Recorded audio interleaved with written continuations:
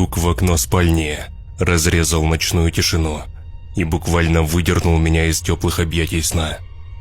«Приснилось, что ли?» Спросонья, предположил я, и приподнялся с кровати, пытаясь на ощупь найти тапочки. Застыл. Нет, не приснилось. Со стороны окна ко мне отчетливо доносилось несильное дребезжание стекла, словно кто-то все еще легонько постукивал по нему.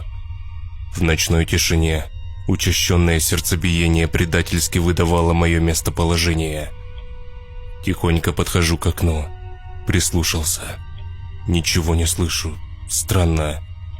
Дрожащей рукой отдернул штору, и кроме грязных окон и уже засыхающего кактуса ничего за ней не обнаружил. Впрочем, и за окном тоже. Но еще несколько минут, пока стоял и всматривался в темноту, я отчетливо чувствовал несильную такую вибрацию. Откуда она исходила, непонятно. Накинув халат, я, зевая, побрел в кухню. Подкурив сигарету, я проснулся полностью. Чему я удивляюсь? Окна старые, в конце концов. Рамы уже трухлые в некоторых местах. Нормальными стеклопакетами я еще не обзавелся. Оттого и вибрации, да звуки разные. У нас район тихий, да вот только стоит какому-то грузовику проехать неподалеку, то стекло дрожит, порой даже кажется, что оно вот-вот треснет. Наверняка и сейчас произошло то же самое. Уже не первый раз я такое наблюдаю. Успокаивал я сам себя, затягивая горький дым. Да, не первый раз. Но той ночью что-то было не так. Вот неспокойно на душе и все. Ну да ладно. Все-таки мысли о предстоящем рабочем дне перебили тревогу. В конце концов, начало 4 утра на часах. Нужно еще немного поспать. Следующий день я не вспоминал о ночном инциденте. Да и казалось, я дал вполне здравое объяснение произошедшему. Чего попусту гонять эти мысли в голове? Я сосредоточился на работе. Так и прошел очередной рутинный день. И уже примерно в 9 вечера я проходил пустующие дворы, окруженные хрущевками да мусорными баками.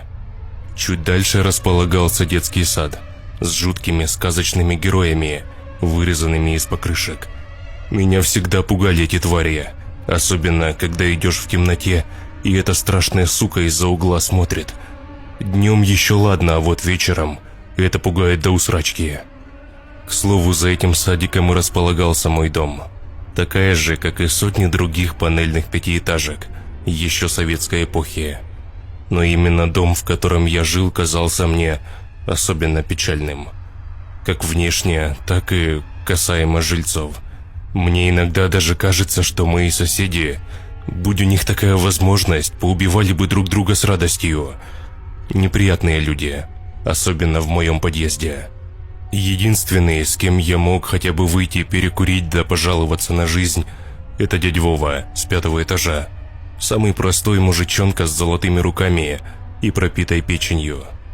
Кроме него я ни с кем с соседей не то чтобы не общался, а даже не был знаком, хоть и живу в этом доме уже 6 лет. Именно дядь Вова в тот вечер встретил меня у подъезда с газетной самокруткой в зубах. «Добрый вечер, Пашок». «Добрый, дядь Вов. Как оно?» «Да ничего, нормально. Вот вышел никотином подышать», – прохрипел он. «А дома чего не дышится?» «И так целый день дома. Надо же воздуха свежего хлебнуть. Ты как, с работы?» «Ага, дядь Вов, устал, как собака. С радостью бы с вами постоял еще, но надо бежать», – протараторил я, чтобы не составлять компанию подвыпившему соседу. По пути я еще встретил соседку с 1-го этажа, полная противоположность дядь Вовы.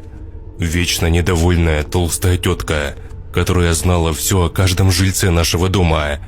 В большинстве своем это была лишь ее фантазии и сплетни. Наверное, в каждом доме есть такой человек, днями сидящий на скамейке и возмущающийся на все, что движется рядом. Я вежливо поздоровался и побежал вверх по лестнице, так и не услышав ответа. Открыл дверь и вошел в квартиру. Единственное, что мне хотелось в тот вечер, Это как можно скорее принять душ, выпить горячего чая и лечь спать. Так и сделал. Квартира вмиг погрузилась в темноту. Я укутался в одеяло и закрыл глаза. Да вот только стоило мне немного задремать, как вновь в уши врезался стук по стеклу. Легкие постукивания такие, сопровождающиеся несильной вибрацией. Открываю глаза, прислушиваюсь. Что это еще такое? Теперь я не мог все это списать на проезжающую где-нибудь неподалеку груженную фуру. В этот раз я отчетливо слышал стуки в окно, словно кто-то рукой постучал. Вибрация продолжалась еще около минуты, затем все стихло. Мне стало не по себе. Я даже не хотел вылазить из-под одеяла, чтобы посмотреть, что там такое. Да, наверняка то же, что и вчера. 2 тусклых фонарных столба, куча припаркованных машин, детские сады и те резиновые твари в темноте. Все как обычно, тешил я себя. Но ведь стук я на самом деле слышал. Не могло мне показаться такое. Ну что, я совсем поехавший, что ли? Тем более в ночной тишине, когда ни черта, кроме тиканья часов, в квартире не слышно. Невозможно перепутать эти стуки ни с чем. Да и с другой стороны, я живу на 3-м этаже. Кому бы в голову взбрело залазить на такую высоту и стучать в рандомное окно? Это физически, невозможно. Ровная стена снаружи, там и зацепиться не за что. Не знаю, завтра нужно у дяди Вовы поинтересоваться. Может, он тоже слышал что-то. Все-таки усталость взяла верх над моей озабоченностью ночными стуками. Я уснул. Больше той ночью меня ничего не тревожило. Утром я даже не вспомнил об инциденте, так как проспал на работу, и единственная мысль у меня была, как бы не получить выговор от начальства. Все происходящее уже 2 ночи подряд я списывал на свою усталость и на то, что мне просто все причудилось.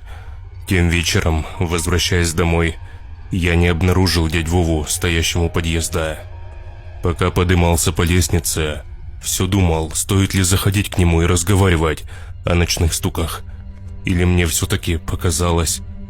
И все это вообще не стоит внимания. Нутро подсказывало мне, что все-таки следует зайти. Так и сделал. Переоделся дома, взял с холодильника пару бутылок пива и поднялся к нему. Постучал в дверь. Шаркающие шаги, скрежет замка. «О, привет, Пашка!» «Добрый вечер, дядь Вов, можно к вам?» Поинтересовался я, показав, что пришел не с пустыми руками. «Спрашиваешь еще? Заходи, конечно. Только у меня тут не убрано!» Засмеялся мужик, пиная ногой разбросанную обувь, пытаясь поставить ее ровнее. «Ты так в гости или хотел чего?» Вдруг поинтересовался он. Я же решил сразу к делу. «Видишь ли, тут такое дело, дядь Вов. 2-ю ночь меня будят отчетливые стуки в окно, а потом стекло так дребезжит, словно по двору танки едут». Мужик присел за стол и открыл бутылку пива. «Вот хотел у тебя спросить, то ли я уже переработал и крыша ехать начинает, то ли на самом деле что-то не то. Ты ничего не слышал такого?» Дядя Вова изменился в лице. «Да, было дело. Сегодня ночью». «То есть ты тоже слышал стуки?» «Ну, я не спал еще. Магнитофон паял Степанычу с 1-го подъезда. Так слышу с гостиной что-то похожее на стук. А у меня же окна, как и у тебя, старенькие. Такой звук звонкий». Дядя Вова говорил это вполтона, словно боялся, что его услышит кто. «Я положил паяльник, значит, иду в комнату, свет включил и...» Мужик заметно разнервничался. «Ты, конечно, не подумай, Пашок, я-то выпить люблю, сам знаешь. Но вчера пару рюмок только опрокинул со Степанычем. Не могло мне привидеться такое». Я всем своим видом просил дядьку продолжать, не обронив ни слова.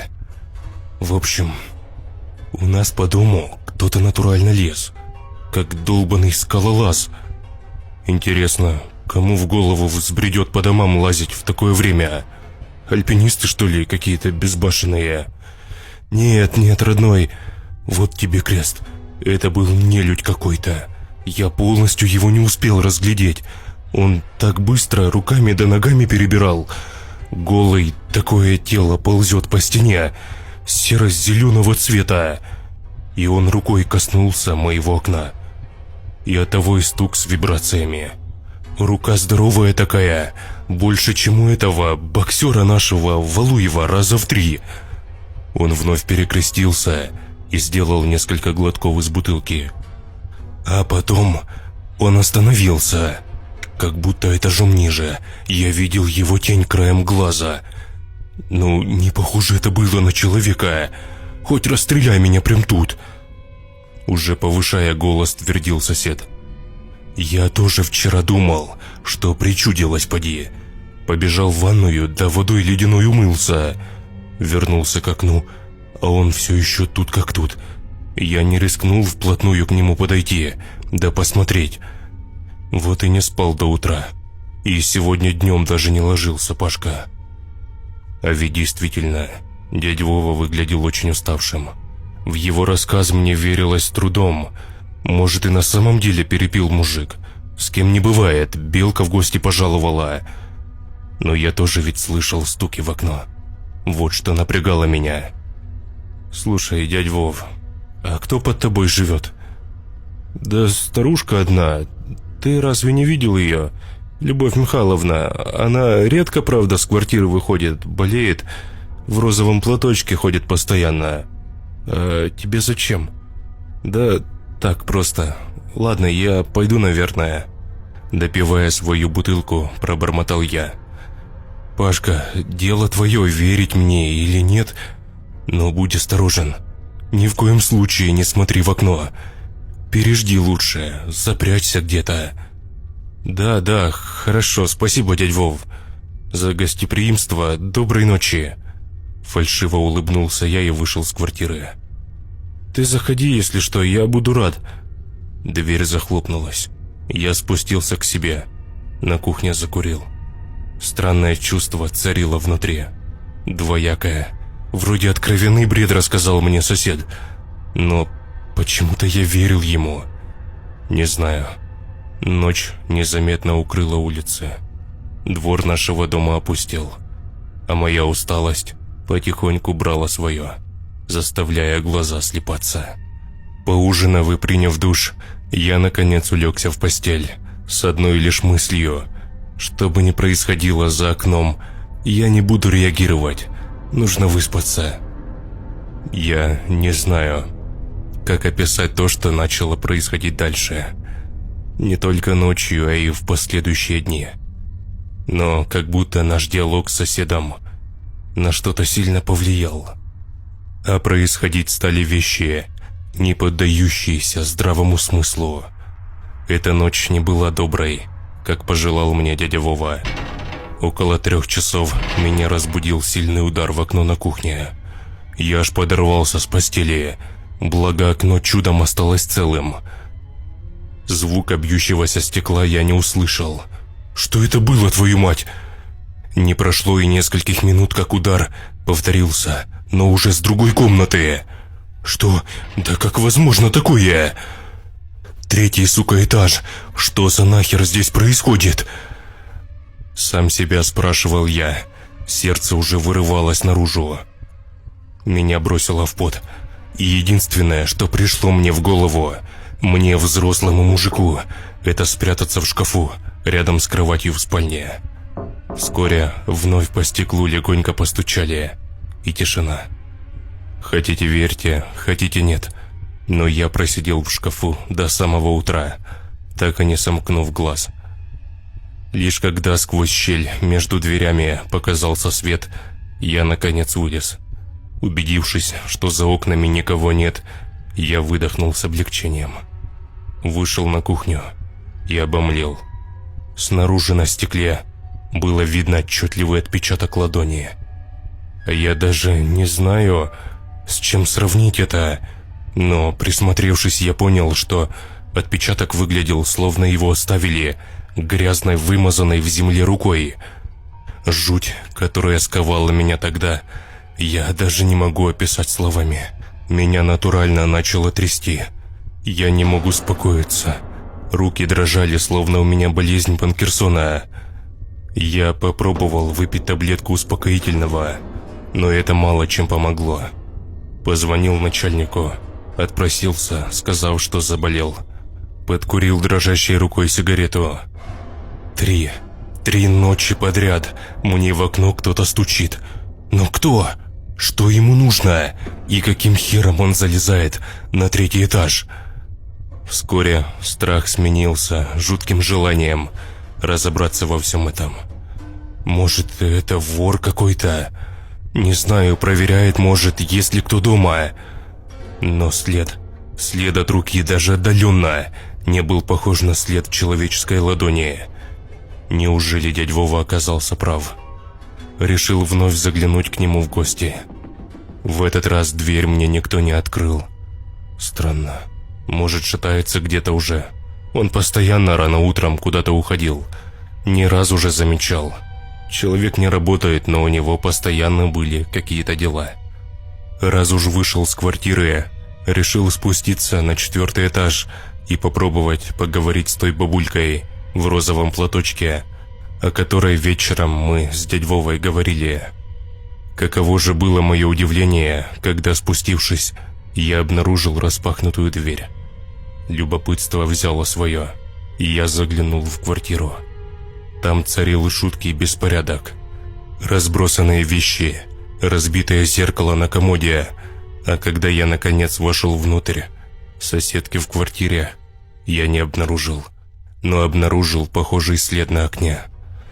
Дальше только хуже. Соседка бесследно исчезла, а в последующие дни я не видел ни ее, ни соседа дядю Вову. Мне так-то и дела к ним никакого не было. Они, по сути, мне никто. Полицию я не вызывал. Не знаю, почему, не могу объяснить. Возможно, боялся какой-то ответственности. Боялся, что меня обвинят, если с ними что-то случилось. Ведь всякое может быть. Как я сказал немного ранее, несколько последующих дней я не видел ни дядю Вову, ни соседку в розовом платке. Но и в окно мне никто не барабанил. Странно. С каждым днем все хуже и хуже мысли лезли мне в голову. И если, откровенно говоря, на бабульку мне было все равно, я ее и не знал вообще, даже забыл, как звать, то за дядь Вову я переживал. Каждый вечер я звонил ему на телефон, стучался в дверь, но за ней ничего не слышал. Ни шагов, ни шорханья, ни единого звука. Неужели что-то плохое случилось? Думал я в очередной раз, пытаясь достучаться к соседу. И, наконец, когда я крикнул, что это я, его сосед, тихие шаркающие шаги все-таки послышались за дверью, и замок открылся. Передо мной предстал запуганный до полусмерти мужик, сгорбившийся и не выспавшийся. «Дядь Вов, что с тобой?» Заходи быстрее!» Я зашел к нему в квартиру. «Пашка, теперь я видел его. Дядь Вова, у меня след на окне». «Да что там след? Ты иди сюда, иди посмотри!» Дрожащим голосом подозвал он меня к окну спальни. Открыл штору, и я присел от удивления на рядом стоящий диван. На окне было несколько следов, таких же, как и на моем, но еще там был след, как будто от лица. Он смотрел на меня всю ночь, сука! Испуганно ворчал мужик, наливая стопку водки. «Я уже 3 дня не сплю, Пашка, 3 сраных дня. Почему в полицию не звонили?» «Звонил, приезжали они. Да вот только эта сука как будто чувствует все. И в один миг раз и скрылась в неизвестном направлении. А потом опять появилась. И лицо его, если так можно сказать, становилось еще злее. Я понял одно. Пашка, нельзя смотреть прямо ему в глаза. Или вообще нельзя смотреть на него. Пока не смотришь, он вроде спокойно себя ведет. Шевелится там что-то, постукивает потихоньку. А коль глянешь в его сторону... Так вон, я глянул. Видишь, трещина на стекле какая. Чуть не выбил, гад. Уж если бы получилось у него, не знаю даже. Разговаривали бы мы с тобой сейчас. Наверное, пойду сегодня у Палыча. Возьму ружье. Каждый день оно здесь появляется. Не могу же я сидеть, как статуя. А вдруг ломиться начнет? Это черт. Нечистая сила, Паш. Черт самый настоящий. Господи, прости. Не могу по-другому назвать эту паскуду. Откуда оно взялось? С какой, сука, лаборатории вылезло? В общем, дядь Вов, у меня товарищ один с работы.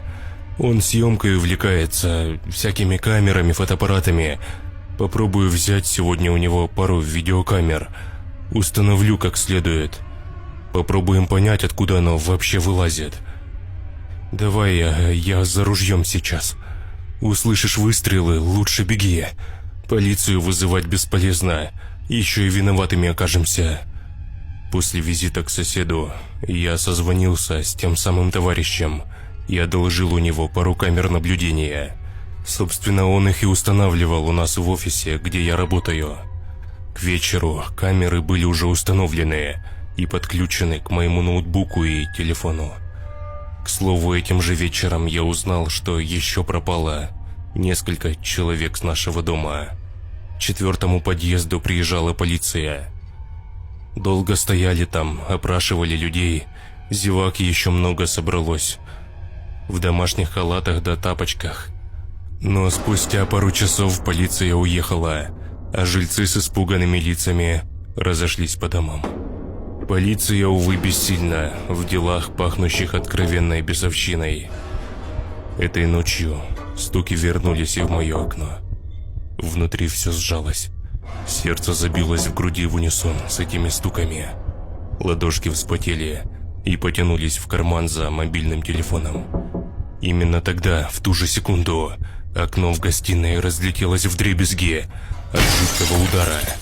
Я вновь забился в шкаф и, достав телефон, включил трансляцию с камеры. Господи, что это такое? Непроизвольно буркнул я и тут же сам себе закрыл рот рукой. Немного перемотав назад, я отчетливо увидел какое-то гуманоидное существо, ползущее по стене, подобно насекомому. Лица его не было видно, но мне хватило одних только его движений, чтобы чуть не наложить в штаны. Ведь это действительно был не человек. Люди не могут так держаться на вертикальных поверхностях. Да и размером оно было далеко не с человека, раза в 1,5 больше, если не в 2. И я видел, как оно разбило стекло и забралось в мою квартиру. Оно здесь, совсем рядом. Я, сидя в шкафу, чувствовал его приближение, слышал его шаги по осколкам стекла. Тяжелое хриплое дыхание наполнило квартиру. Шаги становились все ближе и ближе. И, наконец, остановились прямо у шкафа. Господи, то, что со мной тогда творилось, я передать словами даже не могу. Животный страх сковал меня полностью, все мое тело. Я не мог пошевелить даже кончиками пальцев. Старался даже не дышать. Оно остановилось напротив шкафа. «Я знаю, что ты там!» Вдруг раздался его ужасный хриплый голос. Оно словно выдавило из себя эту фразу, заставив меня обмочиться. Потом последовали легкие, издевательские постукивания по дверце шкафа. Оно словно наслаждалось своей добычей, пыталось растянуть момент. И единственное, что мне пришло тогда в голову, это как можно скорее напечатать сообщение соседу и надеяться, что он сразу его прочитает. Тогда, сидя в шкафу, я вспомнил все молитвы, пытался прочитать «Отче наш» как мог, и, наконец, дверь шкафа со скрипом открылась. И первое, что я увидел, это ту самую руку, жуткую конечность, я бы даже так сказал, с переплетенными между собой пальцами разной длины. Темная грязная конечность Открыв дверь, потянулась ко мне. Именно тогда на весь подъезд прогремел сильный хлопок. Моя входная дверь чуть ли не слетела с петель, а свет с подъезда озарил прихожую. Жуткая тварь тут же, отпрянув от меня, попятилась к окну. И, наконец, когда в прихожей появился силуэт дядь Вовы с ружьем, тварь, разбив очередное окно, выпрыгнула из квартиры. Я же, перепуганный, в слезах и с пятном на штанах, все так же оставался сидеть в шкафу, уставившись на соседа, пришедшего в самый нужный момент. Лишь через несколько минут я пришел в себя, благодаря нашатырю и холодной воде. Дядь Вова привел меня в чувство. Полиция не заставила себя долго ждать. Конечно же, соседа сразу повязали и посадили в полицейскую машину.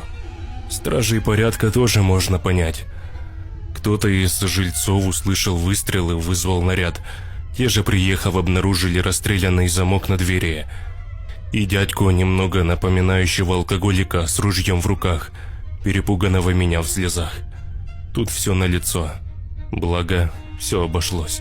В тот же вечер дядь Вову отпустили, просто изъяв оружие и выписав штраф.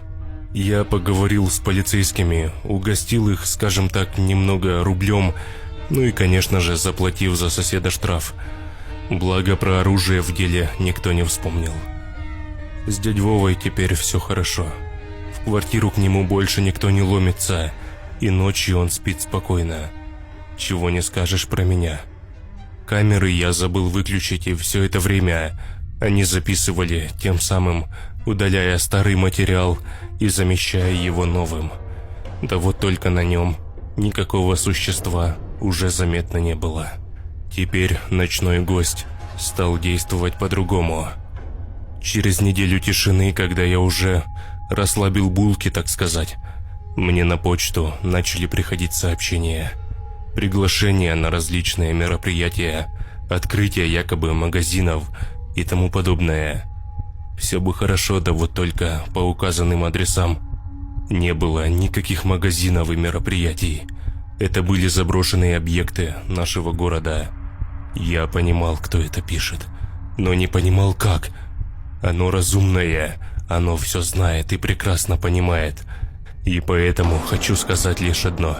Если ты среди ночи услышишь легенькое постукивание в свое окно, как можно быстрее собирай все необходимое и уезжай к родственникам, знакомым. Если таких нет, сними другое жилье или номер в отеле. Если такой возможности нет, то обзаведись камерами наблюдения и желательно хотя бы каким-то оружием. Возможно, когда оно пожалует в гости, ты его увидишь заранее и будешь готов встретить его и дать отпор.